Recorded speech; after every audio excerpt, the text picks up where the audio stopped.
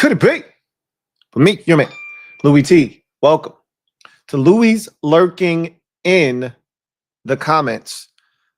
Another installment, episode 4 from June 9th, I believe, to the 15th.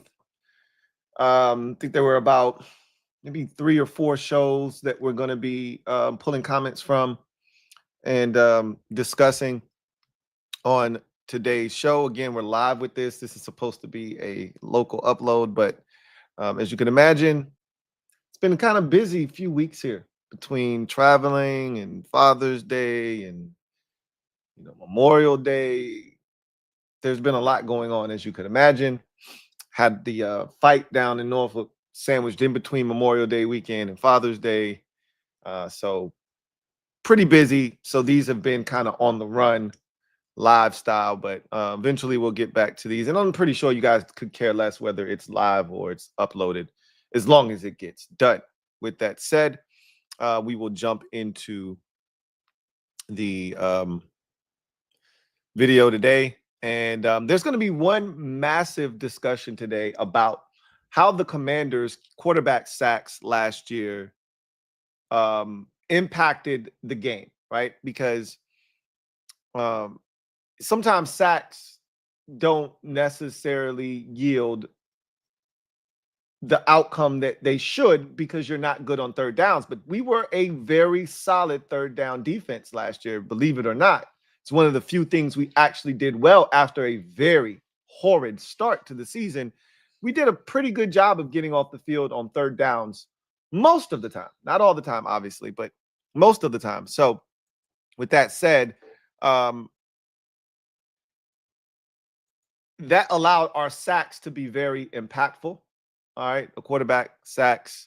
So we're going to go through some of that today on one of the comments in particular, but we're going to go through the comment section like we do on this program and discuss what those comments entail. I'm just setting up all the particulars right now so you guys can see everything. And I think we are ready to rock and roll. So let's dive in to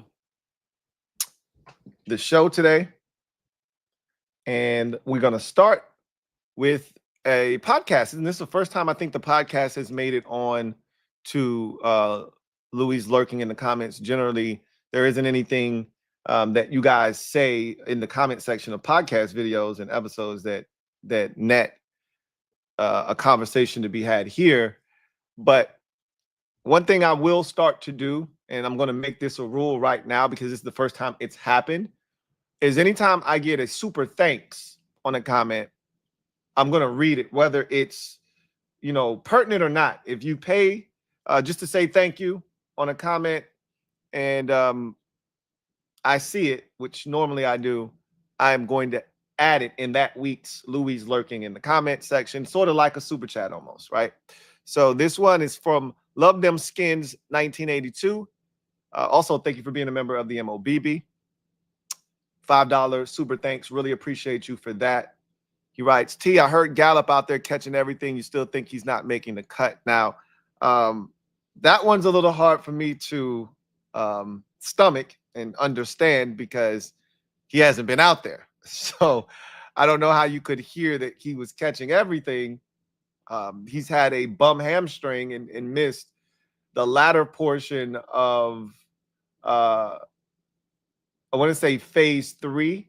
He missed the latter portion of that and then didn't practice at all during the mandatory minis. He was off on the side field. So when he did get a little bit of work in, it was on the side field. It wasn't with the rest of the team. He didn't do individual drills or any team activities. So again, I don't know how you could hear that he was catching everything out there. He hasn't really been out there per se, but I digress. And obviously the Noah Brown injury adds a bit to this discussion as to whether we think he's going to make the roster. I never said that I didn't think he was going to make the roster, but he's one of the guys that was going to have to really show and prove in camp and into the preseason to solidify his spot. Now, I think, of the guys that he was going to be competing with, he sort of had an inside track, if you will, because of his prior history with Dan Quinn in particular, but that didn't guarantee him anything. It just gave him, if all things are created equal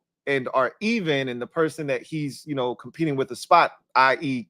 KJ, KJ Osborne was the guy in particular that I was thinking about, which they're kind of in the same age range.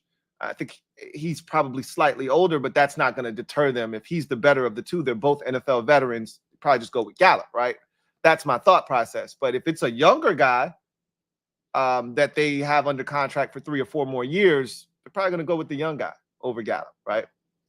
But again, we don't have to cross that bridge right now, but Gallup hasn't been out there catching everything because he hasn't even been out there to catch any goddamn thing, right? This one but once again, thank you for the super thanks. Really do appreciate you. Love them skins. MF Quotes writes here. Let me go ahead and open. He says, Louie, I heard Stomp by Kirk Franklin, and now I know where the GP, are you with me? Came from. Okay. I thought that was universal. Everybody knew about that. But again, not everybody is listening to Kirk Franklin. I get it. I'm not going to sit here and act like I listened to a bunch of Kirk Franklin, but that was a big one, right? Stomp was a big song. That was a big hit for Kirk Franklin and the family. Says, I started laughing so hard Tomlin was singing gospel to keep Pickens in check. It was tough, man. But that wasn't why he was doing it. That was just, it's just dope, right? Is that like, if I'm a Cowboys fan, that's going to be one of my lines. That would be one of my lines, right? But when I talk about George Pickens with the Cowboys, that's what I'm going to be saying. But he says Dallas is in for a ride with him. I hope so. I hope he goes in there and wrecks shop, and not on the field. I'm just talking about just being a head case. I don't think he's as bad as everybody makes him out to be. I do think he is a lot to deal with. I do think he's a taco short of a combination plate. Okay, so there is some massaging of that situation that has to take place in order for him to straighten up and do right. But I don't think he's as bad as people portray him to be. Like, I don't think he's going to go into Dallas and absolutely cut up to the point where they can't function as a football team. Like, he'll have his moments, trust me. He wants the football. He thinks he's open. They just had a 3-and-out, or he just threw an interception, forcing it to CeeDee Lamb when he felt like he was wide open. And this has been happening for a couple of weeks now. Yeah, he's going to be in his feelings, and he may let somebody know about it. But I think his inability to control himself is a bit blown out of proportion. If I'm playing against him, I'm going to try to get into his head because I know I can. Right? Like Marshawn Lattimore, that's going to be a matchup that's going to be fun to watch on both sides because Marshawn can be a bit of a head case sometimes. And we know George Pickens can be, and you can get into Pickens' head, right? And so if you're a little aggressive and physical with him and now he's not getting the ball, there could be some extracurricular and it could lead to some penalties being, had. So that's something that I think you could see manifest itself on the field, but I don't think he's going to be as bad as people think, but I hope it is. I hope I'm wrong, and I hope this guy totally tanks their season with his antics, but it's not going to happen. It's not going to happen. I don't think he's that bad. All right, so those were the 2 comments from the podcast episode. Moving right along to, oops, my bad. Let's bring it back. Let's see, we were here. All right, so moving right along. I think this is where we were. No, we are not here. So we are here.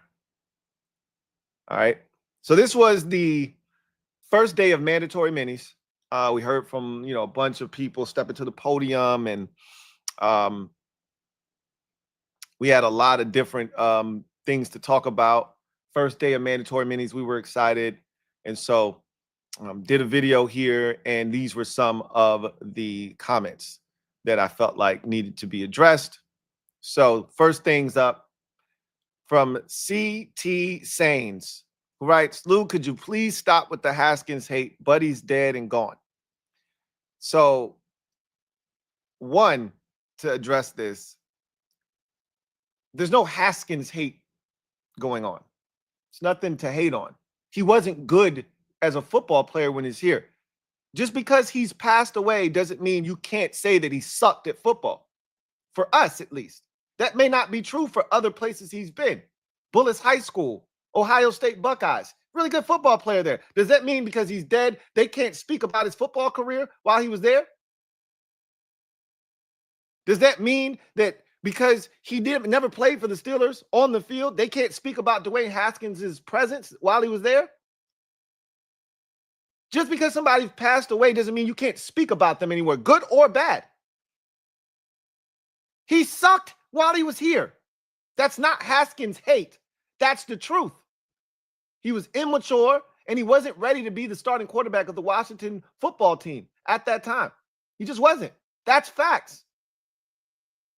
God rest his soul, but that has nothing to do with hating on him. And just because he's passed away doesn't mean you can't speak about him, good or bad. So I don't understand where the Haskins hate is coming from. He sucked while he was here, period. JLG 993 writes, and thank you for being a member of the MOBB, JLG, who writes, if you go to sleep hungry, you'll wake up full. You know, just one of the many crazy things my mom would tell us as kids that made absolutely no sense as we got older and became adults. Yeah. So there you have it, right? If you go to sleep hungry, you'll wake up full. Like I told you guys during that video, that's probably the brokest comment that has ever been said to me in my life. That's some shit you tell your kids when you're broke and you don't want to give them food at night because you feel like you're either wasting food because they're going to bed or you don't have it to give to them. So you tell them some shit like, hey, like, why do I care if I wake up full? Why do I care? I care that I'm hungry right now. That's what matters. I don't give a shit about how I feel in the morning. I'm going to eat breakfast when I wake up. If I'm hungry, I'm not going to wake up and be like, oh man, mom was right. I went to sleep starving last night. My damn belly was touching my back and I wake up this morning and I feel excellent. I'm not hungry at all. I can get on with my day. Yeah, right. Shout out to my mom, though. She be watching sometimes, too. So shout out to moms if you watch. You lied to me. Jamal Bibbs writes, hypothetically, what would Terry be worth in a trade? I know we all love Terry, but I don't think he is indispensable. Whew. Really? So our friend Jamal here does not think that Terry McLaurin is indispensable. Where do we start with that one? So I don't even think I need to discuss what Terry would be worth in a trade hypothetically. I don't even want to think about it. And I mean, if we were really considering what he'd be worth, just look at any other receiver of his caliber being involved in a trade. So a Tyreek Hill, and again, he's not in that category, but he would fetch something along those lines. Whatever he got when he was traded, Devontae Adams was traded, if I'm not mistaken, from Green Bay to the Raiders, if I'm not mistaken. Again, I could be wrong there. Both of those situations were contract related, so there was money involved, obviously, and it did not deter teams from, making the move. You'd have to look at something along those lines if you were looking for compensation. George Pickens was just traded, but that George Pickens isn't on the level of a Terry McLaurin, right? That's number one. And the situation's a little bit different. You could also look at the DK Metcalf trade. I think he was just traded from Seattle to Pittsburgh this offseason. That probably would be your best comp, but he's also a little bit younger. But you also have to take into consideration what Terry means to us. In those situations that I just brought up, the player and said team were at wit's end. They were at the end of the road, essentially. Probably all except Tyreek Hill with the Chiefs. They just had a difference in money. And the Chiefs weren't willing to pay him what he ultimately wanted after he saw what Devontae Adams got from the Raiders after being traded from Green Bay. He then upped his price, and the Chiefs said, wait. We had a deal. Now you want what he got? You want to top his? We can't do that. And he was like, well, trade me. Okay, bet. Find us a partner, and we will ship your ass out of here. But Devontae was done with Green Bay because Aaron Rodgers was out. And obviously, DK was done with Seattle. And the Steelers were done with George Pickens. This is not that, right? We're not done with Terry McLaurin. He means a lot to this organization, more than DK meant to the Seahawks, more than George Pickens meant to the Steelers, and more than Tyreek Hill or Devontae Adams meant to their respective teams at the time, Kansas City and Green Bay. Terry is a figure and a fixture in this organization's movement. And so I don't even really want to discuss what he's worth hypothetically, but the fact that you think he's not indispensable is a whole nother conversation that we do need to address, because I don't understand how you could say that Terry McLaurin is not indispensable. For as much as we talk about Jaden and how he can elevate the play of others around him, which he can, that doesn't mean you subtract talent. Like, there's this notion, Eagles fans, they're dumb as hell. They say stupid shit all the time. And one of the dumbass things that they say is, well, if he's so talented, why does he need talent? Because we're not trying to make his job harder. It's just good to know that he can. He can drag a lifeless, I don't want to say talentless, because that would be a disservice to the guys that were on this roster last year. We weren't void of talent. We just weren't a very talented roster. Okay, we were a bottom third talent-wise roster last season, bottom third of the league. And he took that roster and he drugged them to the NFC Championship game. Okay, drugged them to the NFC Championship game. That's not something you want your quarterback to have to do. No one's asking their quarterback to have to do that. You want to surround your quarterback with as much talent as you can. But if you have to tap into that, it's good to know I can, and he's got the capability to do it if we have to put the game on his shoulders, if we have to put the team on his back for weeks upon weeks. We know he's capable, right? That's what this shows us. But that's not the goal. The end game isn't, hey, we don't have to upgrade the offense. We don't have to put weapons around him because he can. That's not the way to live. That's how you end up being Aaron Rodgers, only winning one Super Bowl in your career because we're not going to draft a first-round wide receiver. Why? We got Aaron Rodgers. We got Brett Favre, right? You want to know why those guys only won one Super Bowl in their careers, respectively, despite being among the best at their respective positions during the duration of their careers? Because they didn't add enough talent around them in Green Bay. But, Aaron Rodgers will make those guys. And he did make receivers better. He did make the offense better. But then when you get to the playoffs and everybody's good, it's not good enough. Or the defense isn't good enough.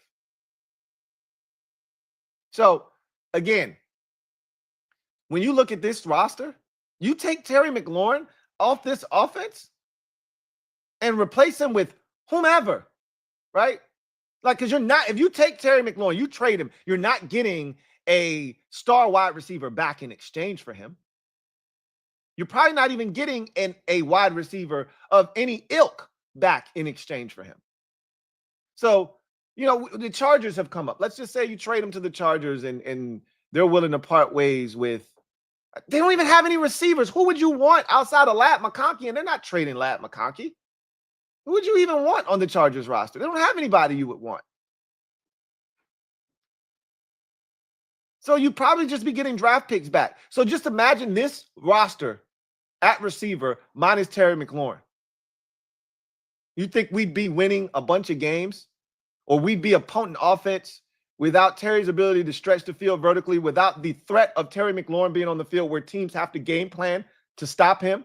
That's a guy you have to game plan for. You don't have to game plan for any other receiver on this roster. Maybe Deebo Samuel. Maybe. We'll see. Depending on how Cliff uses him, you probably have to know where he is at all times. But you're not game planning necessarily to stop Deebo Samuel, right? You're game planning. We saw what the Eagles did to him. We saw what the Eagles did last year. 3 guys on him at times last season. The one time that they didn't give Quinyon Mitchell help. They babysat him all season when they played against us. The one time he didn't have supervision. What happened to him? He got lost. He got lost. He wasn't even in the screen. Ain't nobody else on this roster doing that. Do you know what you take away from this offense if there's no Terry McLaurin? Do you know how badly this offense would function if there's no Terry McLaurin? Are you insane, Jamal? He's not. He's indispensable. Oh, excuse me. He's not indispensable. Like that's crazy talk to me. You take away Terry from last year's offense, we probably win 8 games last year without Terry. Probably win 8 games last year. The man scored a touchdown in every single postseason game we played in last season. He's a top fill-in-the-blank wide receiver in this league. I say 15. Some say 10. He's not top 5, but there's people out there that would make the case for that. He's not a top 5 receiver. But if you wanted to put him top 10, I'm listening. But I think he's top 12, top 15. No worse than top 15, I'll assure you of that. You don't think he's indispensable? There's no other guy on this roster that scares NFL defenses. Deebo Samuel's here on a 1-year deal, by the way. Nobody else stretches the field vertically. We'll see what Jalen Lane brings to the table. Don't talk to me about Luke McCaffrey being fast. Stop that shit. Till we see it, I don't believe it. Don't want to hear it. So who else is stretching the field vertically? Nobody else was better at tracking the deep ball last year than Terry McLaurin. What are we talking about? Our love for Terry has nothing to do with his worth and what he brings to the table. The two are very independent of one another. You can love Terry as a player and still feel like, hey, if we can get something, let's get something for him. That's not the case here. All right? You don't get to say, I know we all love Terry. I told y'all when people do stuff like that, when they start qualifying a statement, right? When they start to, I know we all love Terry, but once you hit that conjunction, everything after that is disrespect. The rest of that sentence is disrespect. I know when disrespect is being lobbed at me. When somebody says, hey, Louie, I love your show, but I know some bullshit's coming. It's just what type of bullshit is it, right? Louie, I normally agree with you, but okay, let's hear why you don't agree with me, because that's what's coming next. That's crazy. That's a crazy statement, Jamal. It's a crazy statement. Terry McLaurin there are not many players on this roster that are indispensable. We could count them on one hand, probably. He's one of them, okay? He's one of them. I don't know right now. Frankie Louvu feels indispensable on the defensive side right now. That about it on the defensive side. Terry, Jaden, and I mean, shit. I think that's it on the team. You know, Frankie Louvu on defense, Terry McLaurin, and Jaden Daniels on offense. That's what it feels like right now. I think to a varying degree, Zach Ertz. I said he was one of the most underrated players on this team because I don't think any of our other tight ends can do what Zach Ertz does for us. So I would probably put Zach Ertz in that conversation. There isn't another player on this team that this team couldn't function without. We might not be as good, but we could still function. This team can't function without Jaden Daniels. This team wouldn't function at a high level without Terry McLaurin, Zach Ertz on offense. And defensively, I don't know if we could function without Frankie Louvu. That's it for me. Maybe I'm missing somebody. Anyway, That's a crazy statement, though. Thanks for the comment. Mr. Clark Kent writes, I think Washington planned Terry not being at OTAs. They probably told him not to come. When training camp rolls around, he'll be there, and mentally the team will be ready. Yeah, no, that's not how this works, Mr. Clark Kent. That's not how any of this works, okay? The team didn't plan for Terry not to be at OTAs. He was there for phase 1 and 2. All right, he missed the final phase 2 day, which he had pretty much been there all of phase 1 and phase 2. Didn't show up for phase 3 of OTAs and wasn't there at mandatory minis. This was not planned by the team. Okay. If they had gotten a Terry McLaurin deal done, he would have been there. They would have loved to have gotten a deal done, but they couldn't because the number that they want to get him signed at and the number that Terry wants to be signed at, those numbers are not the same. And so they're holding out hope that Terry's crew comes around.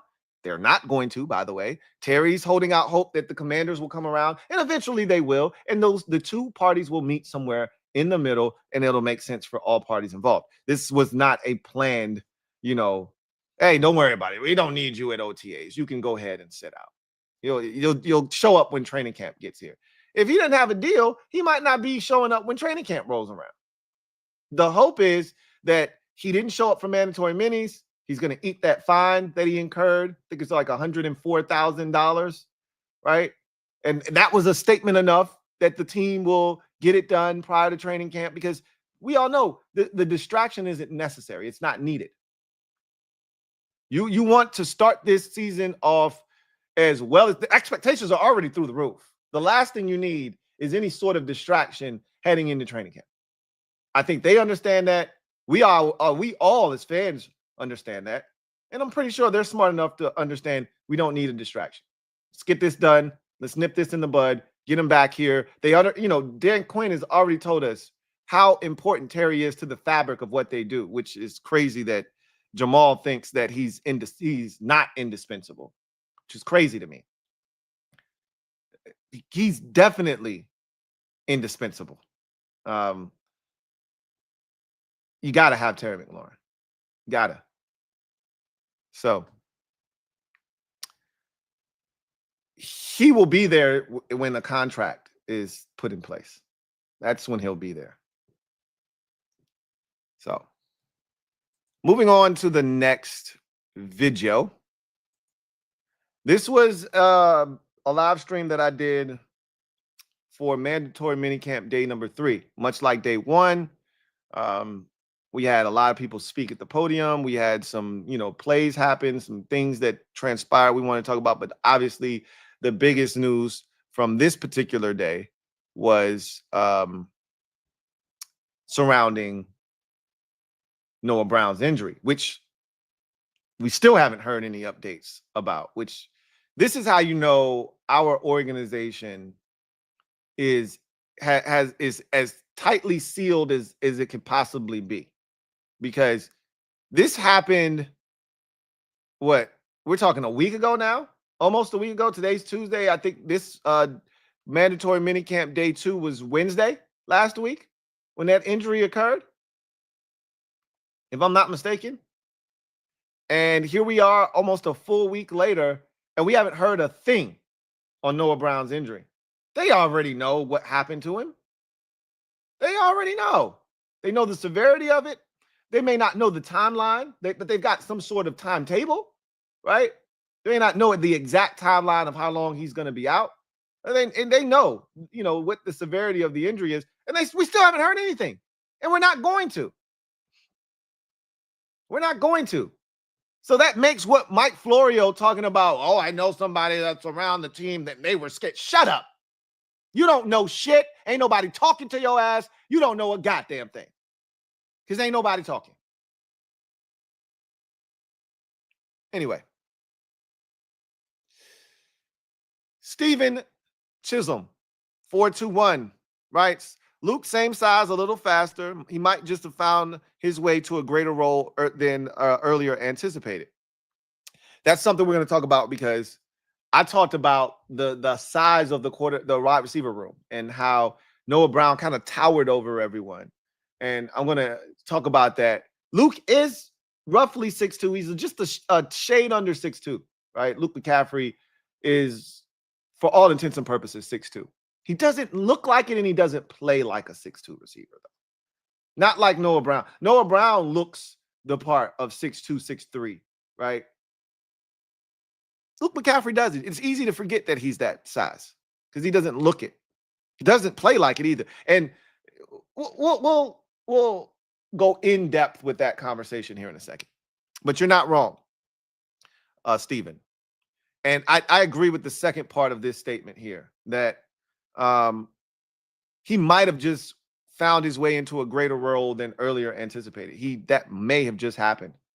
I was really anticipating him stepping up this season anyway.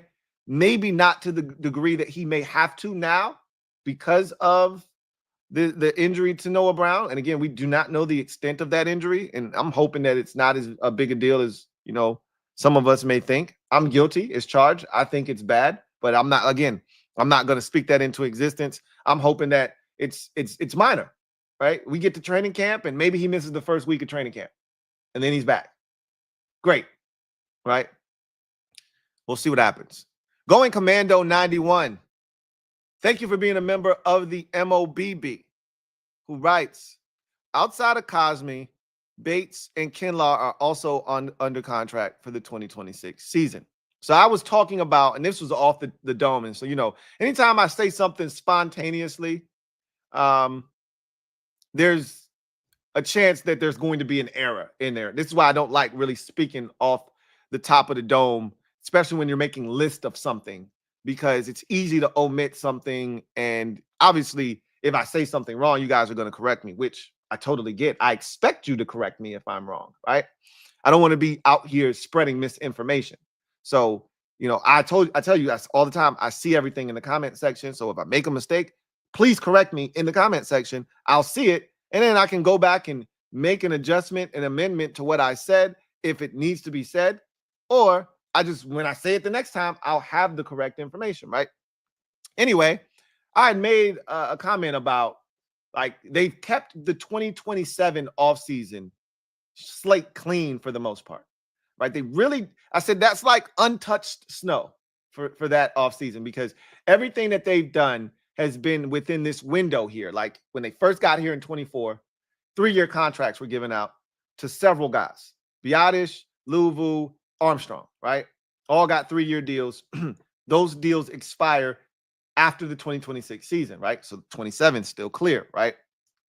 A bevy of 1- and 2-year deals have been signed last year and this year, right? Same deal this year. Haven't been a lot. And at that time, I said there weren't any 3-year contracts that were handed out. That's false. And I think I went back and amended that statement with Kinlaw, but I did not mention Bates. And Bates did, in fact, get a 3-year deal, right? He got a 3-year, $21 million deal, 22, something along those lines. And Kinlaw, obviously, and I think I talked about this because I said Kinlaw's deal, although it extends to 2027, there's no guaranteed money, more likely than not, in that final year of his deal. If I had to guess, it's 15, 15, 15 is how it kind of plays out. That's the way we look at it. That's not the way his contract is necessarily set up, but that's the way we look at it. $45 million over 3 years, 15, 15, 15. All of his guarantees, if I had to guess, the $30 million that he's guaranteed, I'm guessing will be paid over the first 2 years of the deal. That's how these contracts work in the NFL. How many guarantees do you have? And are those, guaranteed dollars paid within the first 2 years of the deal? Because that's where the bulk of the money, guarantee-wise, usually is paid within the first 2 years of the deal. So I don't think there's any guaranteed money in 2027. So there's really no,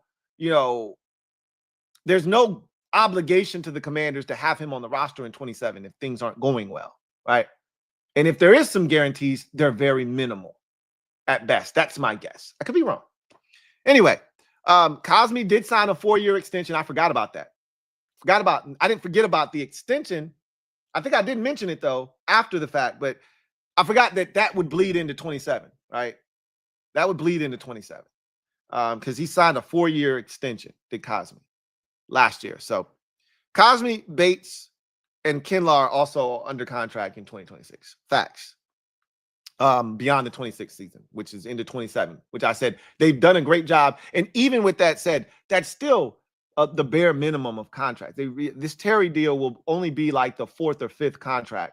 Like that's non-rookie deal related that's heading into 27. They're what I'm essentially trying to continue to hammer home is the point that when Jaden's contract extension is due, or at least they can start those conversations, they want to have as much cap space available to them as possible so that they're not in a position where their hands are tied. And as we've seen, and I love that they do this, we are a strictly cash to cap organization, meaning we're not kicking the can down the road. We're not restructuring contracts to rob from Peter to pay Paul down the road. We're not one of those teams where you look up and you're asking yourself, how do they do this? But yet 3 years from now, like the Cowboys, every other year, you don't really wonder why every other year the Cowboys are strapped for cash and they're broke as hell and they can't do shit. Because they restructure this deal and they restructure this deal and they move around money here and yeah, they make the numbers dance. So now they got all this cap space this year. Then next year they're back to being broke again because they waited to do the deal with Michael Parsons. They waited to do the deal with the receiver that they just traded for, George Pickens, and those deals get more expensive as you wait. And that's why they never have any money. Then you got to go to this guy, right? Now they got to go to Trayvon Diggs and say, hey, we need to rework your deal. We need to restructure. We'll give you some upfront money, lower your base, right? Put some of the money back to the back of your contract. Yeah, we got to do that. We got to move some money around. Won't do that shit. Strictly cash to cap. That's going to keep us healthy. Jonathan Lang, excuse me. Right, so Luke has a chance to step up. One of the questions that I asked in this video was, who's going to step up? Who's going to be the biggest beneficiary if the Noah Brown injury was long-term? Hopefully it is not. He says, I'd love to see Lane be a real threat. I think we can take the top off. He could be used as another gadget guy, I think. He said, we can do some really cool things with our offense this year. I agree with that. Between Debo, Jalen Lane, those two in particular, and then you just still having Terry, Luke in year 2, it just feels like there's so much we can tap into this year. And by the way, having the entire offensive staff back intact, now you can add on to what you were already doing very well last season, add some extra wrinkles. I mean, think about the play we did against Dallas with Diami throwing the touchdown. Should have been a touchdown pass to Olamide, and he drops it in the end zone in week 18. Like, we never saw that play all year long. We bust that thing out in week 18, and it should have been a touchdown. It didn't work. But Cliff had yet to really go in his bag of tricks. We tried twice, Luke in week 1, to throw the football, member, former quarterback, and against Tampa Bay, and Luke ain't want to throw the goddamn ball, right? He didn't want to throw the goddamn ball. And then we tried it again, I think, with Eck.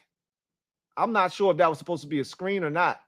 Feel like it was supposed to be a screen against the Giants. That shit was cute as hell, right? Well, we threw that shit all the way out to the perimeter. Eck gets a bunch of people out in front of him, and it should have been a touchdown. So I feel like you're right. There could be so much more that we can tap into offensively. This is going to be a fun offense to watch. I truly do believe that. I truly do believe that.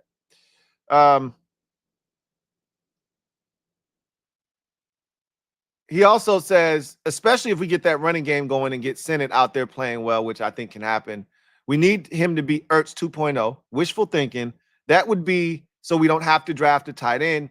I've been saying for years I'd love to roll the dice on the Falcons tight end. His name slipped my mind, LOL. He's talking about Kyle Pitts. And he was available this offseason via trade, but I'm good on Kyle Pitts. We can, instead of going out there trading for him, giving up draft capital, because the Falcons aren't giving him away, obviously, and then you have to pay him. Instead of doing that, just go out and get your own. They're athletic tight ends that come out of the draft every year, that come out of college every year. Go get you one of them, right? Get you young, cheap labor that won't cost you as much. I think we will be back in the tight end market next year. I do believe that might be the case. But again, they're developing guys here. I already told you there's some guys that they like here right now. right? That they're developing, that they're working with. You know, Tyree Jackson is a legit guy that they're working with. I don't know if it's going to materialize and turn into anything, but who's to say he's not the next Darren Waller? Who's to say he's not the next Logan Thomas? They're working with him. There could be something there. And it's not like they just, like, he started that transition with the Eagles 2-3 years ago. So he's a little bit further along in that process. We could reap the benefits with a Tyree Jackson. And he could turn out to be that guy. You know, Colson Yankoff could turn out to be a really good, because he's an athlete. He's a really good athlete. People don't really understand how good of an athlete Colson Yankoff is. He could really be that guy. Who's to say? We don't know, right? We don't know. But I agree with you. Luke has a chance to step up. This offense is going to be a lot more fun this year because of all the weapons that we have, especially adding Debo and Jalen Lane. And then, yes, we really need Ben Sinnott to step up this year. We really do. All right, so Mike Hughes went on a fact-finding mission, so to speak. He was trying to debunk a lot of things that I said. One thing about me is, if you're gonna come for me, right? If you're gonna try to correct me, because again, I'm not always right. I'm be the first to tell you when I'm wrong, right? Also gonna be the first to tell you when I'm right. If you're gonna try to correct me, you got to be correct yourself, right? So this was in regards to the statement I made about 2027 being, untouched. And we already talked about Kinlaw. I talked about it on that particular show.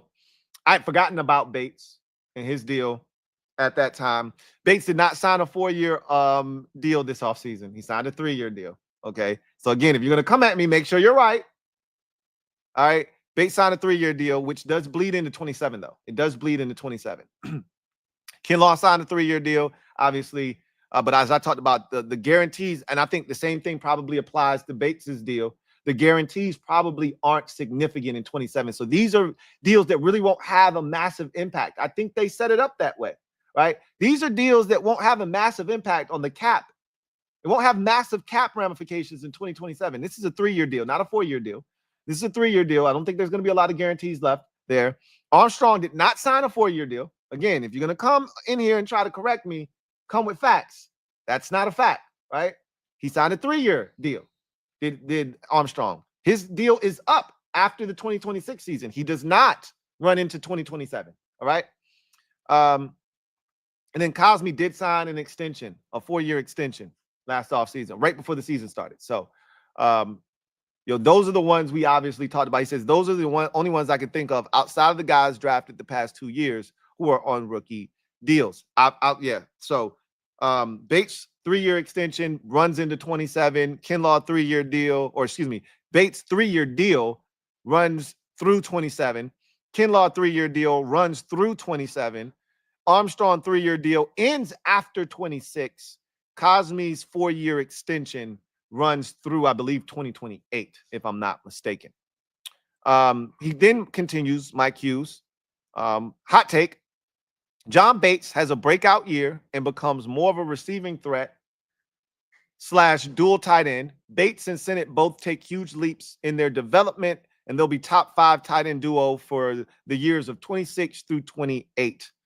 That is a hot take, because no one that has watched John Bates's first 4 years of his career feels like John Bates is going to be anything more than a blocking tight end, an elite blocking tight end with the ability to catch the occasional pass, right?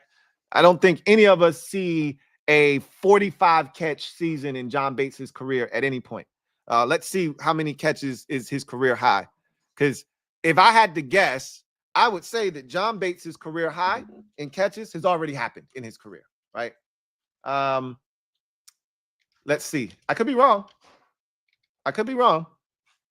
And there could be a John Bates season where he has, 35 catches in the future, and his career high right now is 27. But let's see what John Bates has done in his NFL career. So John Bates has 20 catches is his high, career high, and that was in his rookie season, right? That's when they first still thought he could be a pass catching tight end. I think we've carved out a niche for him now, right? He caught he had 20 catches in his rookie season, 14 in his second year, 19 in his third year, and then 8 last year in this offense. And this is with him only missing 1 career game in his NFL career. So it's not like, well, you know, Bates only played in XY. No. This is who he is, right? So he had career lows across the board last year, but he probably never played a more integral part in the offense than he did last season, despite having career lows from a receiving standpoint across the board. Only 8 catches, only 13 targets on the season, only 84 yards receiving for John Bates last year. All right. Most of those catches, if you recall, came against the Eagles in that first game on that one drive where John Bates went off. Anyway,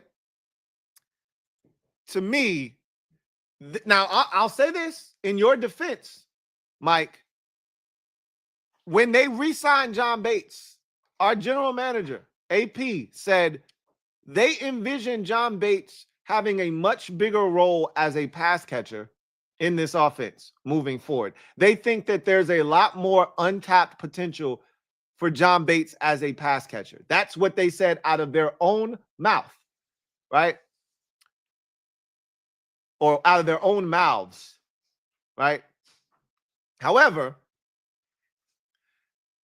what does that even mean, right? We see a much bigger role. Okay, a much bigger role could be John Bates tripling his catch output from last season from 8 to 24.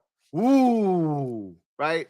Like John Bates is never going to have 40 catches in his career in a season. I would be shocked if he had 30 in a season. But I don't want to rule that out because Logan Paulson in 2012, when Fred Davis got injured and our other tight end that year got injured, both of them got injured. Logan Paulson erupted. No pause. He went off that year, had a career year because it was out of necessity. Logan Paulson and John Bates are very similar players. So who's to say that Bates can't have one of those seasons where all hell breaks loose at the tight end position? He is called upon and thrusted, again, no pause, into the starting lineup for an extended amount of time and has to produce. My guess is Bates will never have 40 catches in his NFL career. But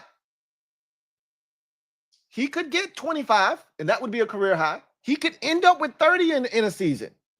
I don't know if that's going to happen, but I can't see them being one of the best tight end duos, pass catching wise, in the NFL. That's a bit of a stretch. That's why it's called a hot take.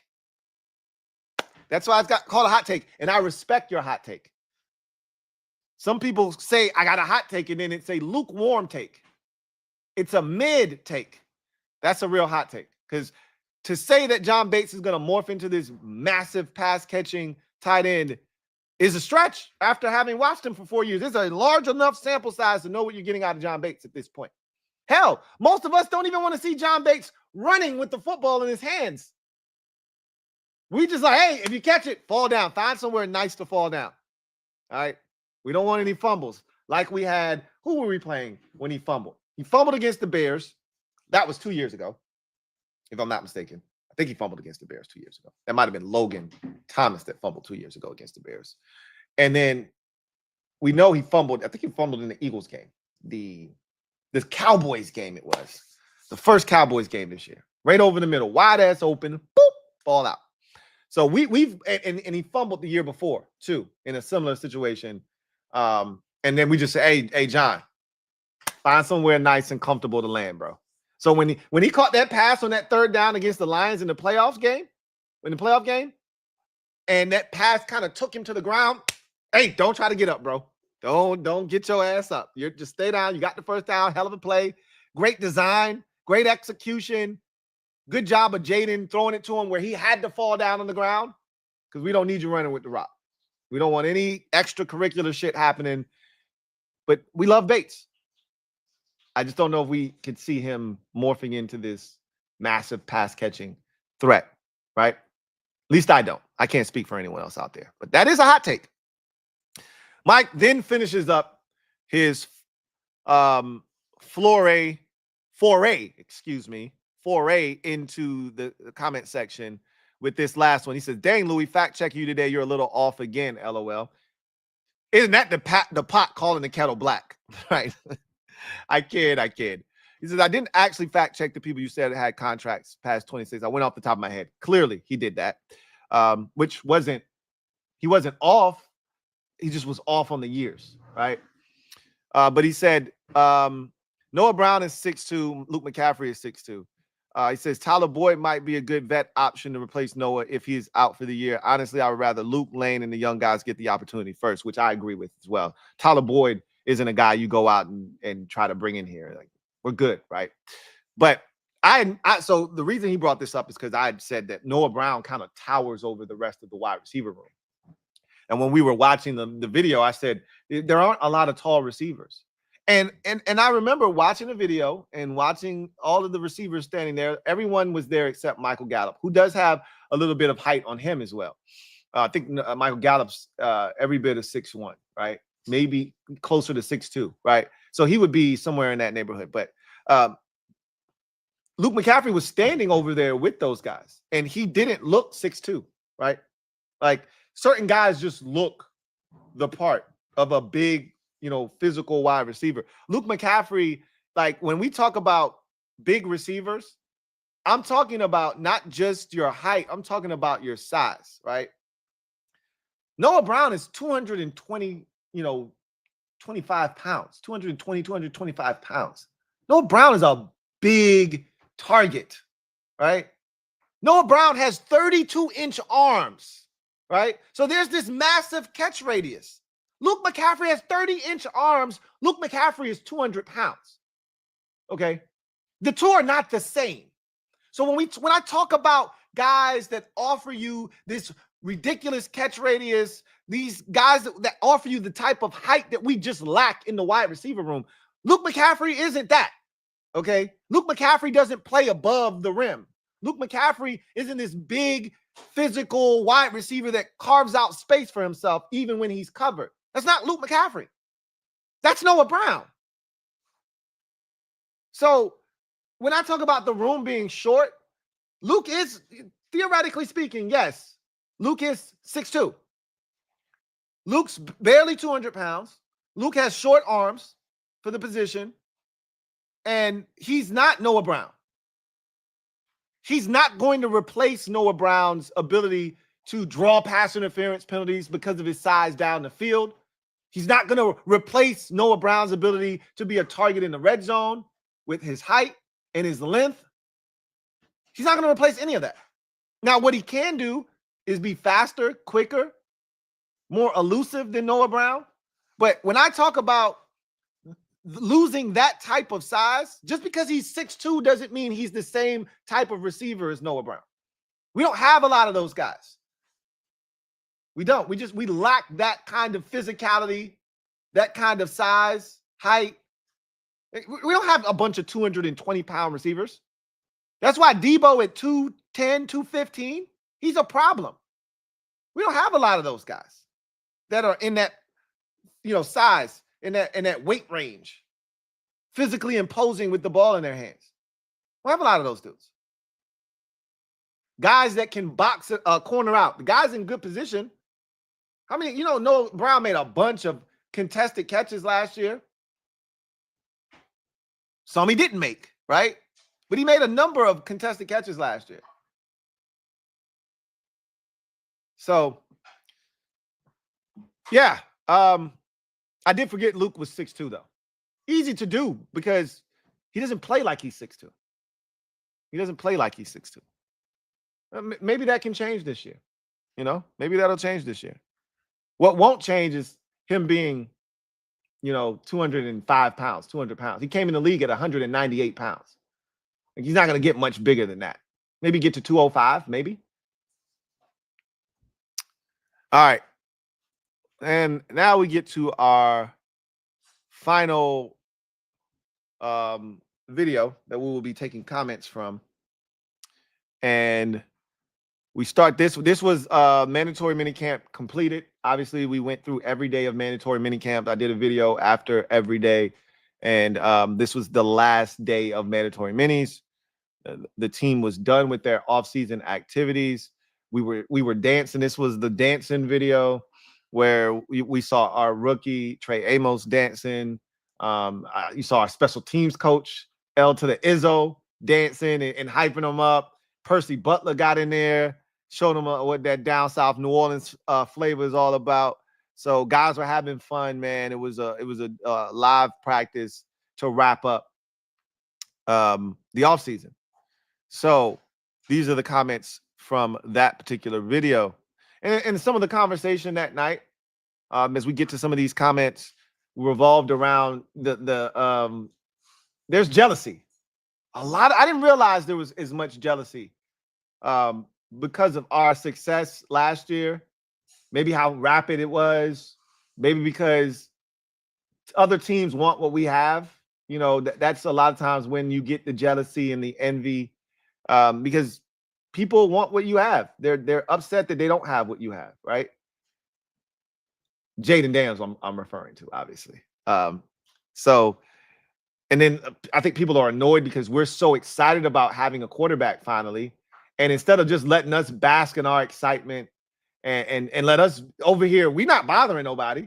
We ain't shitting on nobody else quarterback to lift up our quarterback. We just talking about our quarterback being nice. Everybody else got to be in our comments. Right, mainly Eagles fans. I've seen some Cowboys fans. I saw some. I've been made aware that there's a Bucks fan who's still a little salty. I've seen Lions fans a little bit salty. All fans and fan bases that we put to sleep last year at some point, minus the Eagles, of course. And again, we're still struggling with why the Eagles are so smitten with us. But we know why. We've talked about it. Right? They see us as a threat. They understand what we bring to the table. And so that was part of the conversation on this video. So if we, talk about one of the comments, you know where it came from. So this first one kind of is in line with that. Leno Ryan Benvenite, thank you for being a member of the MOBB. Stand up. We in the building. Y'all know what it is. Celebrate and let them hate. And the best thing is, this is just the beginning. 808 Skins fan can't wait. Aloha. Aloha, Leno Ryan Benvenite. Says, God bless. Likewise, God bless to you and yours as well. That's the thing that I feel like has the entire NFC shook, is that was just the tip of the iceberg. In our estimation, the Jaden they saw last year, I'm not one of those that'll say that's the worst he's ever going to be. And that's not me, right? Because as you've seen with Patrick Mahomes, he's fallen off a little bit here. Still one of the best, but he ain't playing the way that he played early in his career because teams are taking things away. But that's the difference between Jaden and Mahomes. Is Mahomes is a lot like Caleb Williams in the sense that Mahomes wants the big play. He yearns for the big play. Mahomes had to teach himself to take the 5-yard completion, the check down. He had to teach himself. He had to rewire his brain because when he came in the league, if you go watch Mahomes at Texas Tech, part of the reason Mahomes wasn't the number 1 or the number 2 or the reason why he was the 10th overall pick and why teams passed on him, he didn't play within structure in college. He played backyard football at Texas Tech under Cliff Kingsbury. He ran around and heaved that bitch 40 yards. That's what he was doing when he first got to the NFL. Houdini, extending, hitting Tyreek Hill 45 yards down the field, and shit was sweet the first 2-3 years, right? Because Tyreek was beating everybody. He would hit him. Kelsey was getting wide open. He would hit him. He would make guys miss in the pocket, extend plays, run if he had to. And then no more Tyreek Hill. Kelsey's getting older. Teams starting to play too high shell. Now you got to take underneath stuff. It's not there, or it is there, but you're so used to getting the deep shot over the top that now you got to be patient. He had to teach himself. Jaden's already patient. He's already patient and willing to take the 5-yard pass, willing to take the check down. So he doesn't have to rewire his brain to do that. And from a running standpoint, Jaden is more dynamic than Patrick Mahomes. Right? But Mahomes knows how to win. So does Jaden, but he's done it at a much higher clip.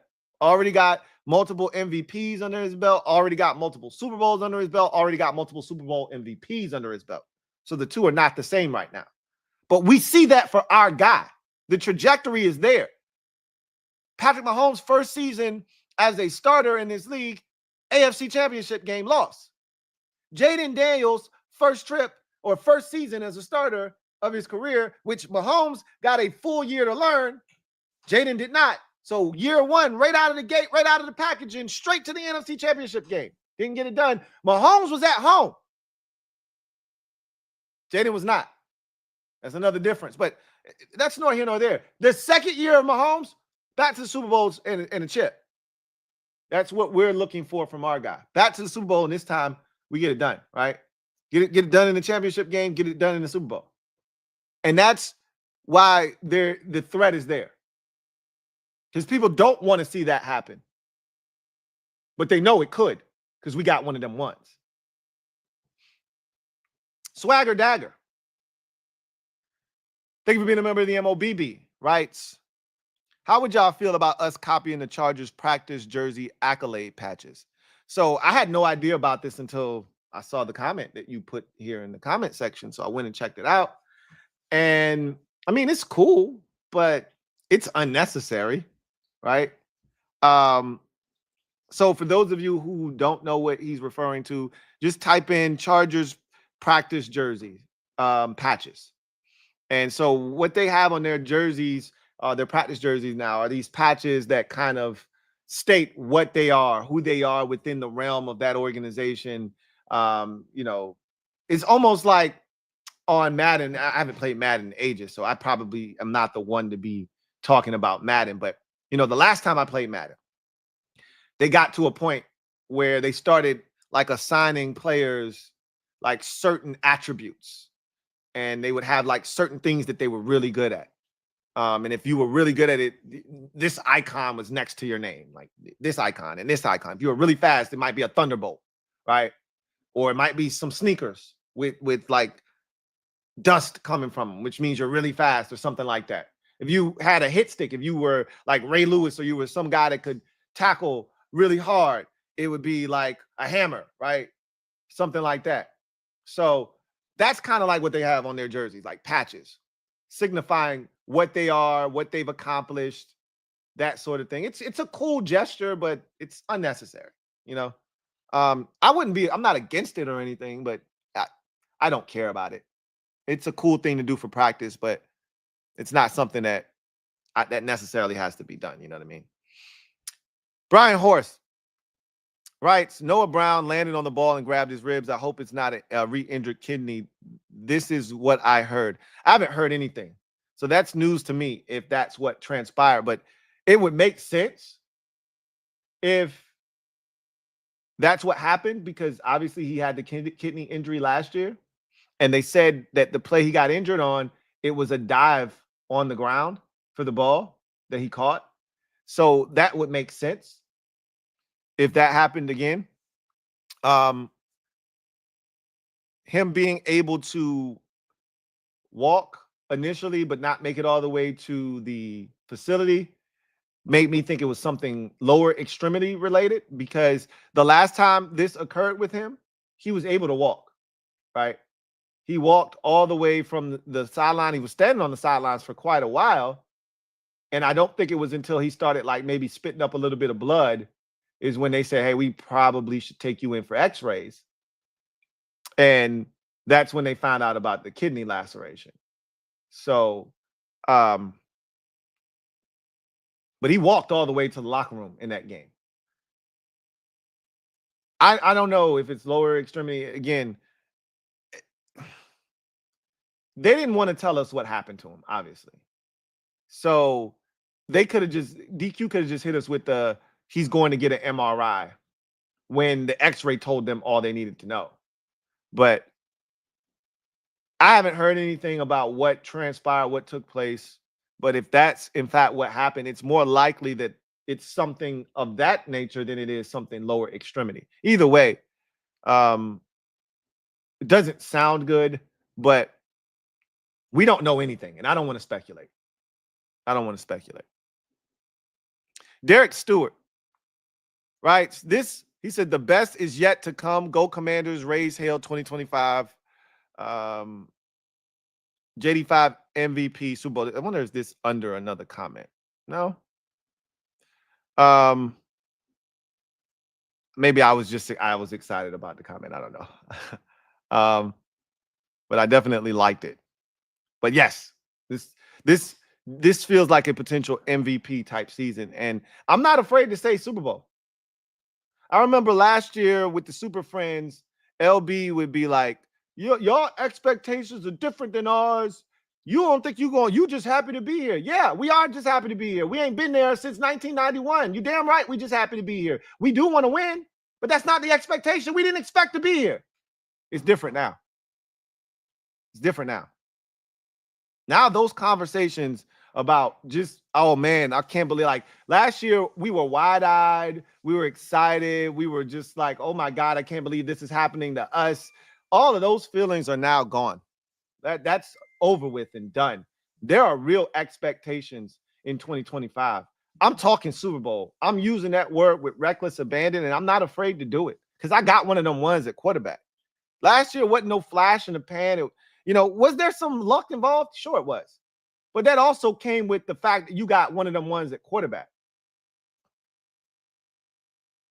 As a wise man once told me, luck is the cross-section of being prepared and being ready and being at the right place, right time, right? So, yeah, we made our luck last year. We made our luck last year. Looking forward to seeing what happens this year. Jada's 2024. Thank you for being a member of the MOBB, who writes, the amount of Eagles fans commenting on the dancing video is astonishing, LOL. That was kind of why I brought it up. It was actually embarrassing how many Eagles fans made it their business. And you got to know that a lot of these Eagles fans have our, account on notifications, and they're looking to see when things are posted so that they can come in their comment section and say something. I mean, that's got to be a really sad existence. It really is. It's a truly depressing existence when your team won the Super Bowl, yet you find it, which I find hard to believe, that you would be so worried about us after winning the Super Bowl to then go and turn on the notifications for our team's social media account so that every time that they post something, you can go in the comment sections and say something stupid like 55 or 55-23 or this, that, or some dumb shit. That shit is, again, it all goes back to the initial point that I made that Eagles fans don't like to hear, but it's that little city complex. It's the biggest little city that exists. Philadelphia is. It's a massive city in the U.S., but they're not regarded as highly as the Miami and the LA and the New Yorks and the Vegases, and they want to be in that conversation, and the Chicagos, but they're not in that conversation. And because they're not, this is how they conduct themselves, right?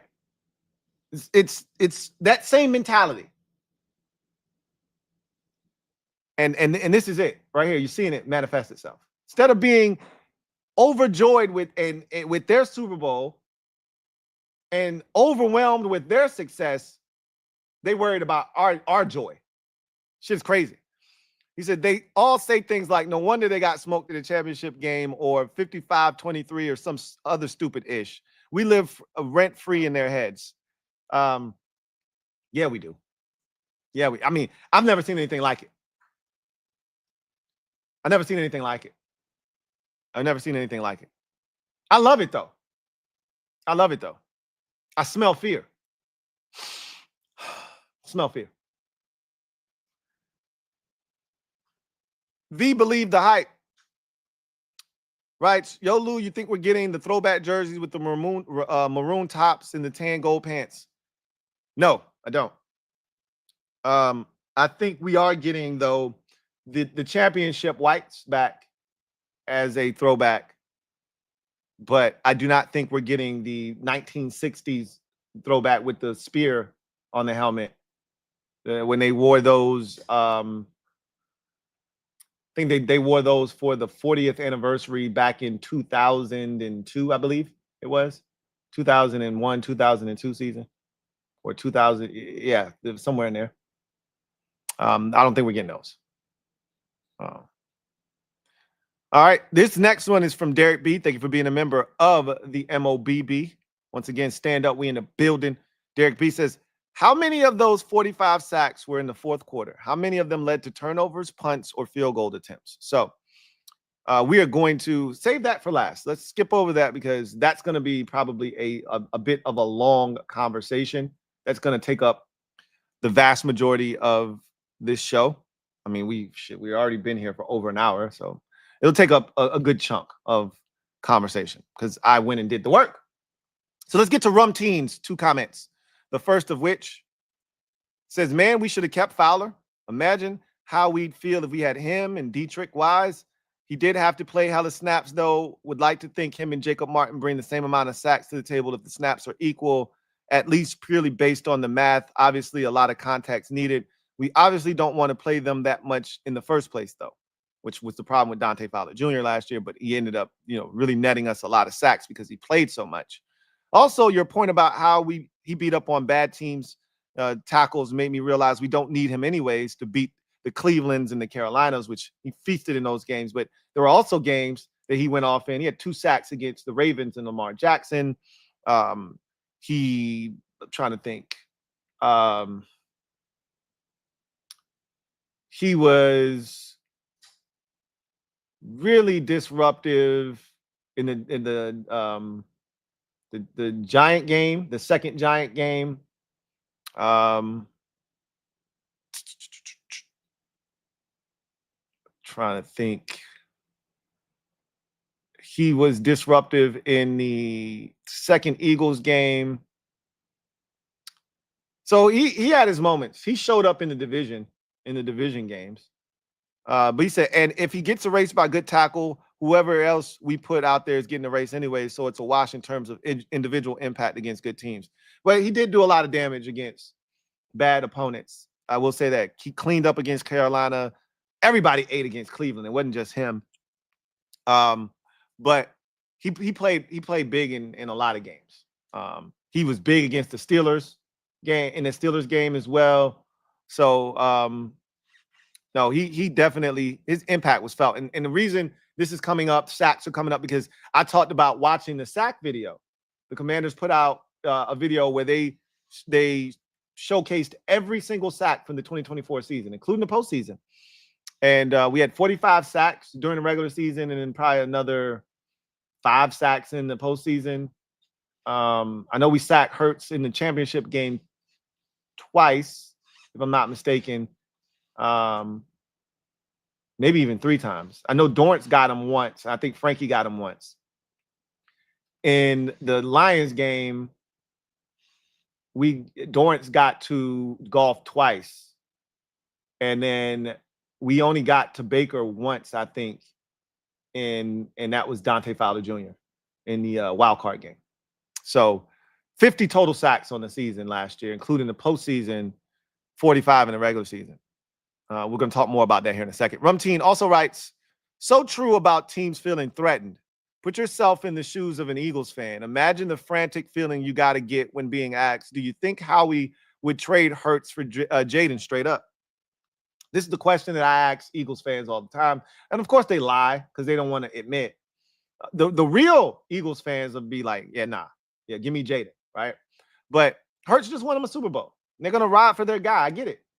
But I'll tell you right now, if I was an Eagles fan and you asked me that question, I'm telling you right now, I'd trade for Jaden straight up. Like, I have no loyalty if we're just talking about pure talent, right? But Hurts won him a Super Bowl. So you gotta respect that, if nothing else. But my question to them is, if you're starting a team, are you taking Jalen Hurts or are you taking Jaden Daniels? And if you say Jalen Hurts, you're lying to yourself. You're lying to yourself. You're lying for no reason other than you just don't want to admit that Jaden Daniels is a better quarterback. And that's okay. I'm okay. He says, I think yes, but it has to get them thinking, then justifying / defending. You asked me how I know AP would say hell no, and it's obvious. I wouldn't care to even engage the argument.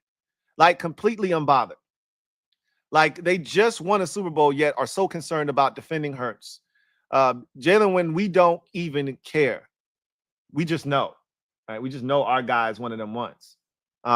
Says, let's flip their places too. As an Eagles fan, you know Jaden still wins the Super Bowl. No shot Hurts makes it to the NFC chip with our team.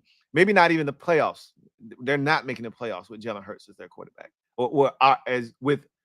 We're not making the playoffs. We would not have made the playoffs with Jalen Hurts as our quarterback. They'll get so angry because they know it's true. Saquon can run the tush push and go argue with the wall. Look, I saw former NFL wide receiver. I can't think of his name. I remember. And damn, it starts with an A. His name was right on the tip of my tongue, and I forgot. Anyway, Andrew Hawkins, I think is his name. Andrew Hawkins.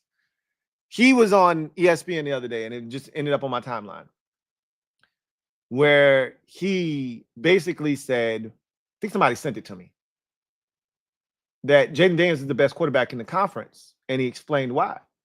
And it was the same premise that I brought up. Like, you take any team, any quarterback in the conference, and you put them on the Commanders last year, you're not getting to the NFC Championship game. It's not happening. We had a bottom third of the league roster last year. You're not getting to the NFC Championship. And in most cases, I can't say that every quarterback this would have probably rang true with, but I think most of them, and I'd probably say all of them, except for Jaden, you're probably not making it to the playoffs. Okay? Probably not making it to the playoffs. But he did the unthinkable last year. And obviously, with the way that the Eagles played last year, you put Jaden Daniels on their team, they're winning the Super Bowl. They're winning the Super Bowl again, right? And I feel this way. You could have probably put any of maybe 7 quarterbacks on the Eagles roster last year, and they probably still win the Super Bowl. Now, I don't want to discount the tush push. I don't want to discount Hurts' legs. I do think, like, I think you could have put Stafford on their team and they still would have won, but Stafford isn't running anywhere. You know what I'm saying? Stafford isn't, they're not tush pushing with Stafford. So he's one that's kind of questionable for me. But you put any of the top guys, you put Lamar Jackson, you put Josh Allen, you put Patrick Mahomes, you put Jaden Daniels, you put Joe Burrow. I'd even say you put Justin Herbert on that team last year. They're probably winning the Super Bowl still. Herbert is a little iffy because he just hasn't shown us in those clutch moments he can get the shit done yet. So he's also iffy. But you couldn't say the same about our roster. You couldn't put any of those quarterbacks on our team and say we would have been where we were. There's a handful that you might have been able to say that about. Maybe Mahomes, maybe Allen. I don't even think Lamar gets us to where we were last year, to be honest with you. I'm not even sure because especially in his rookie year, Lamar wouldn't have done that, obviously. But if you just take guys where they are in their careers right now, maybe Lamar. Joe Burrow wasn't getting us what we got to last year because he can't run, right? You needed legs behind that offensive line. You needed legs. The lack of run game, you needed a mobile quarterback last year. And so it would have took one of those elites to do it. Honestly, Jaden might be the most valuable player in the league right now if the criteria is what it costs to get him. You'd have him on a rookie deal for 4 more seasons. Actually not true. You got Jaden for 3 more years on a rookie deal. You're not letting him get to the final year of his rookie contract. Okay. You're going to extend him when he gets to year 4, right? Which he would have been in the league for 3 years. And by the time you get to that 4th season, going into that 4th season, this is why I keep talking about 2027, because that's the year you're going to try to extend him. You don't want to wait until he gets to a final year of his deal. You can theoretically do that. Pick up his 5th year option, which they're going to do, right? But you like to extend them before that even happens. But if you can't get a deal done, you would pick up the 5th year option, and then, but you don't want to play that game. You don't want to end up in a Dallas Cowboy Dak Prescott situation, right? If you already know the price isn't going down, so waiting until that 5th year is nonsensical. It's asinine. He said you'd have to consider that hypothetical quarterback trade, even if as the Bills and Chiefs, Ravens, not Philly, that's a no-brainer for them to take Jaden. He said not Philly, though, it's a no-brainer for them to take Jaden. If you were one of those teams, Baltimore, Kansas City, or Buffalo, you'd have to consider it because of the cost, right? Absolutely. What it would allow you to do roster-wise. I get it. But that's why we're so excited, Rum Team, is because we got at least 2 more years after this year of Jaden, right? On his rookie deal. Really, you got 2 more years, this year and next year. I think they're going to try to extend him after his 3rd season. But there's a possibility he could play that 4th year and then they extend him going into that final year of his contract. I always see it being more beneficial to the team to not wait longer. If you know you got a guy after the 3rd year, go ahead and get it done then, right? So now we get to Derek B and his comment.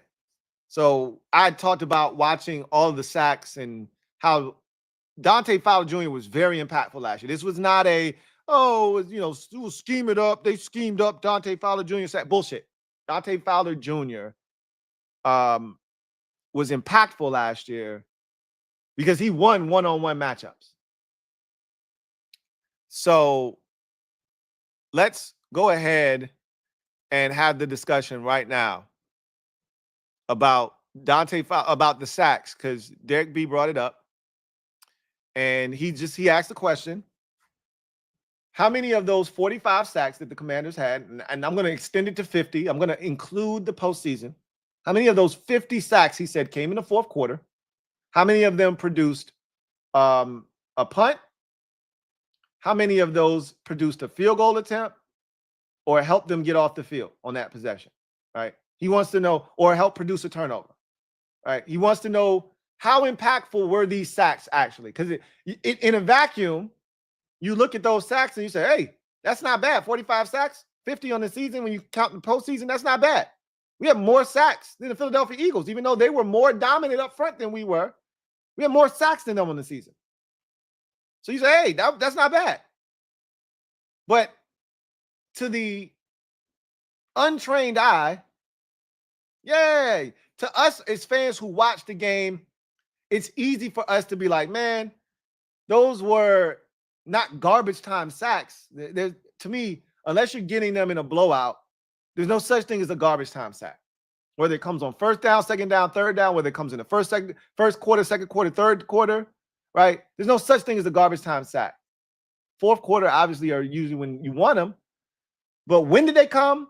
How did they affect the game? How did they affect that possession? Et cetera, et cetera. I get the question from Derek B. So I went on a fact-finding mission. I went and I watched every one of those sacks again, and I charted whether those sacks were impactful or not. All right. So of the 50 sacks, I'm including the 5 sacks we got in the postseason. All right. I'm including the 5 sacks we got in the postseason.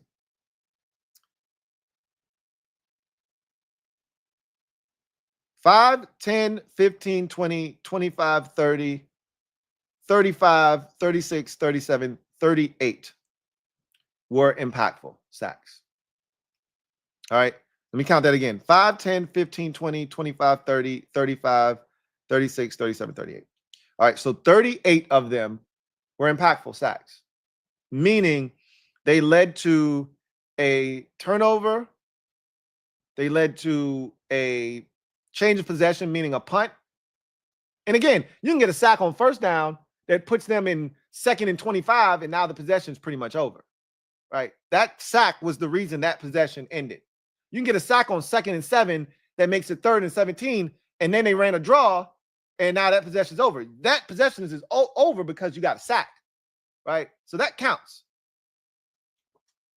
But I even took the liberty of charting how many of these sacks actually came on third down, which is the money down in the NFL, right? To force a fourth down. So how many sacks did we get in the fourth quarter this season?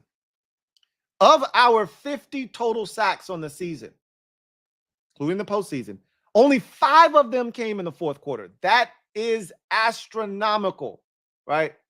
That is sad. That is for the total percentage of the sacks that we got, right? We had 50 sacks last year. 5 of them, 10% of them came. Only 10% came in the fourth quarter. That's bad. It's really bad. And again, it just goes to show you we don't have a closer. When the game is on the line, we don't have a closer. We didn't have one last year. We don't have one this year. You're going to have to find ways collectively to get to the quarterback, which is part of the reason we were so bad at closing out games, which was the running joke. I joked about it all year last year. Don't leave shit up to the defense at the end of a game. This is part of the reason why. Because they couldn't get to the quarterback. We let guys like Caleb Williams and Kenny Pickett and Spencer Rattler and guys like that get their shit off in the fourth quarter in big spots, late in ball games. Daniel Jones getting their shit off on us. I'm talking about getting active on our defense in critical, crucial spots that should have resulted in losses. We let Michael Penix in his second career start get active after a muff snap, put them in second and forever on 2 consecutive plays. Matter of fact, the snap was on second down. And on 2 consecutive plays, we let them get active. And we let him get from 3rd and 27 to 4th and 13, which was like 4th and goal from the 13, and a touchdown. This defense was a joke in critical situations. The sack total bears that out, right? So we had 5 fourth quarter sacks of the 50 last year. We had 7 sacks last year that forced field goal attempts. Most of them coming when a team was in the red zone, right? And that sack either on second down or third down, because all the first down sacks that we had, most of them, they still got a touchdown on that possession. But most of the sacks that we got on second down and third down produced field goal attempts. Of those 7 sacks that happened that forced and helped produce field goal attempts, 3 of them came on third down. They directly forced that team to have to settle for a field goal. 3 of the 7. The other 4 happened on second down, which put them in a tough spot and helped get us off the field and forced a field goal attempt. All 4 of our fourth quarter sacks, just to make sure I note this, all led to punts, forced punts of that team. All right, now you go to either a third down sack or it led to a punt on that possession. All right, or some sort of turnover, right? There are 5, 10, 15, 20, 25, 26 sacks that either led to a punt, turnover, or came on third down, which forced a punt. Of those 26 sacks, 1, 2, 3, 4, 5, 6, 7, 8, 9, 10, 11, 12, 13, 14, 15 of them came on third down. So let me say that again. Of the 25 sacks that either occurred on third down or second down, first or second down, that forced a punt. So a sack that led to a punt on that possession, that string of downs. There were 26 of them total that happened.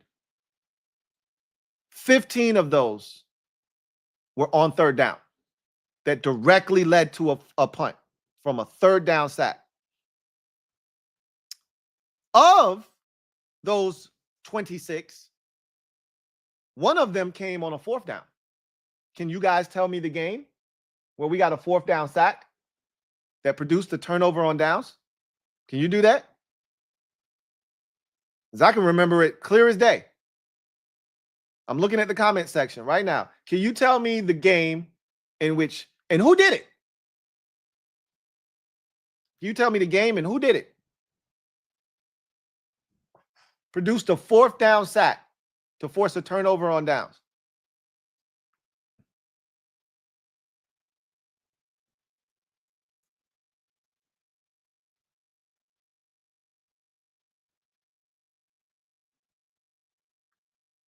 All right, I see the answer already. Cold pillows. Yep, happened in the Arizona game. Can you tell me who did it? Who was the person to get the sack?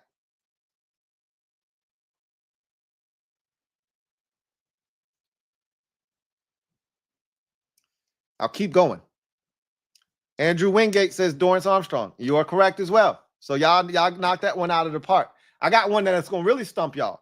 Of those 26 sacks that came on either third down or forced a punt, 3 of them resulted directly in a forced turnover. 3 of them, including one of them coming on a third down. One of them coming on a third down. Can you give me the 3 instances where the Commanders made a sack that resulted in a turnover?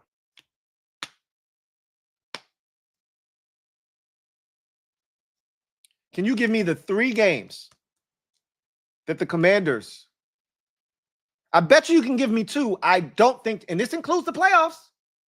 I bet you can give me 2. You can't give me the third one.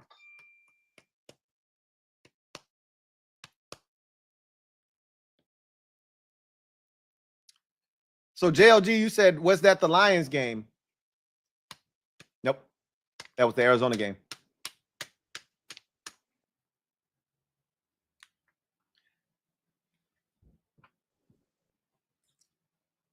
I see a lot of y'all fingers are going to work. Y'all over there on Google heavy right now, trying to figure it out, trying to cheat. Either you know it or you don't know it. It's okay. So just to go back and answer the question, Derek B, obviously you were asking because you wanted to know how impactful were the sacks the Commanders got last year. They were very impactful. Again, we were a top 15 third down defense last year after being, I want to say, dead last on third downs the year before. Not dead last, definitely 31st or 30th, somewhere in that neighborhood. We were no better than 29th on third downs last year. I think we were in the 30s though, or in 2023, the year before they got here. We were awful in every aspect of defense when they showed up on the scene. We gave up the most 40-point games in 2023. We gave up the most yards. We were the worst defense in football. We were awful on third downs. There wasn't one thing that we did well defensively the year before. We didn't produce turnovers. We never produced turnovers. So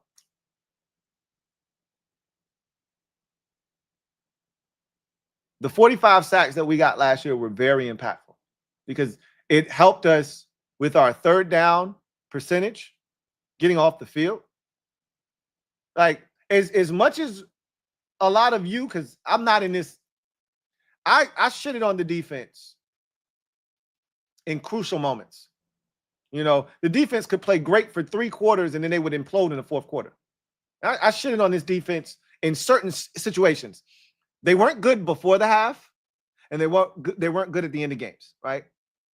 Anytime a team had the ball before the half, they were almost guaranteed to score, right? That's what it felt like. We were never going to get the stop before halftime. I remember Will Levis hitting Westbrook Akine for a 30-something yard touchdown, 20-something yard touchdown over the top of Mikey Sanders still last year. And I'm like, you got to be effing kidding me. But that was what we were before halftime last year. And I killed our fourth quarter defense. Late games, fourth quarters, we were awful. You know, killed the Bears for 3 quarters and then absolutely let the rope go in the fourth quarter. It's 9-0. They couldn't do anything. And then when we needed them the most in the fourth quarter, they couldn't stop a damn nosebleed. That was our fourth quarter defense. And it actually got better as the season got, wore on. It was funny because our point differential in the fourth quarter was the worst in the league by a mile. And then we got to like the final, I think after the bye week. It might have started with Tennessee, but I can tell you after the bye week, even though the Saints scored a touchdown, I think they might have scored a touchdown. They drove it. Yeah, they scored the touchdown. They went for 2. So outside of that, the fourth quarter defense was fan-effing-tastic the rest of the season. After, I want to say, the Dallas game, which that fourth quarter was a mess. I mean, I think the two teams combined for 40-some-odd points in the fourth quarter. Obviously, most of it coming from Dallas. But some of it was special teams, as we know. 2 of their touchdowns were special teams touchdowns. But that counts against your fourth quarter, point differential. After that game, we tightened up on the Titans. We gave up 1 touchdown to the Saints in the fourth quarter.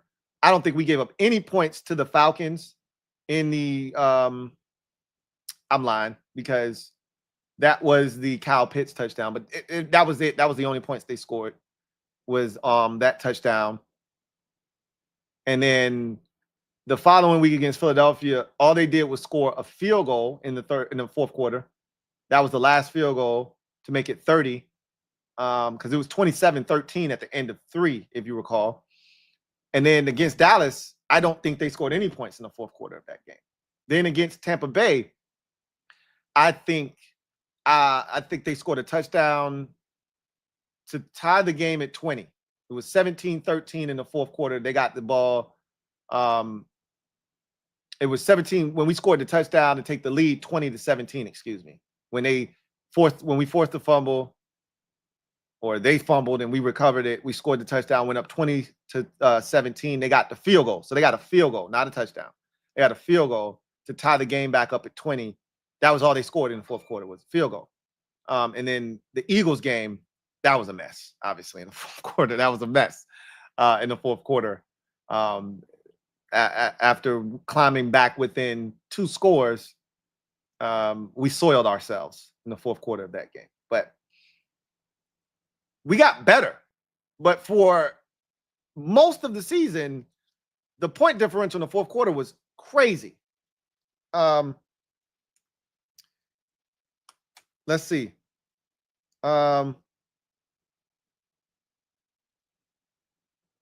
Let's see. So 5 fourth quarter touchdowns.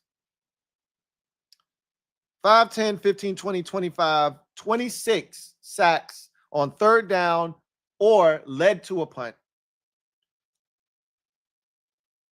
And then 7 more sacks that forced field goal attempts. So they were impactful sacks. 38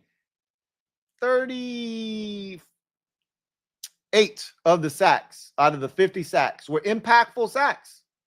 12 of them either didn't result in a punt or the team still scored a touchdown, et cetera, right? So the vast majority of those sacks were impactful sacks. They helped this defense stay afloat. And I asked you a question. No one has given me the answer. Of the 3, so we had 26 sacks this season that either came on third down or forced a punt. 3 of those 26 sacks resulted in fumbles caused by the Commanders that they recovered. Can you name those 3 games those sacks transpired in? I think you can get 2 out of the 3. I don't think you can get all 3.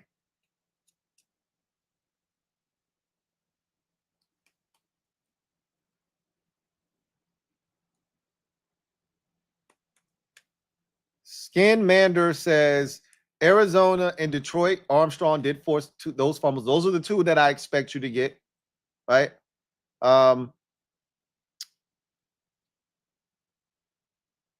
No, Armstrong did not force one against Arizona. So Detroit, he did force one in the playoff game. So that's 1. Cleveland was Bobby Wagner forcing the sack, Frankie Louisville recovery. That's 2. Those are the 2 that I think you would get. The Detroit game, the Cleveland game. You're missing 1.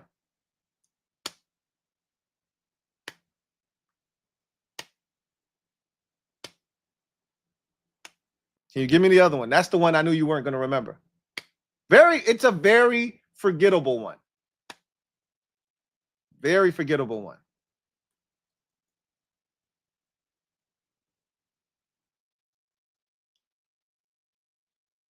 I'm going to leave on that note. So, JLG, the Wagner recovery versus Tampa wasn't a force. It wasn't a sack. It was just a misexchange. So that's not a sack. So that one doesn't count. I'm gonna leave that one for the comment section. I'm gonna let y'all figure that one out on your own. But that is gonna do it for me, your man Louie Tee, here on this installment. He said, "You need a damn Louie. You're not gonna tell us? You want to know? You really want to know?"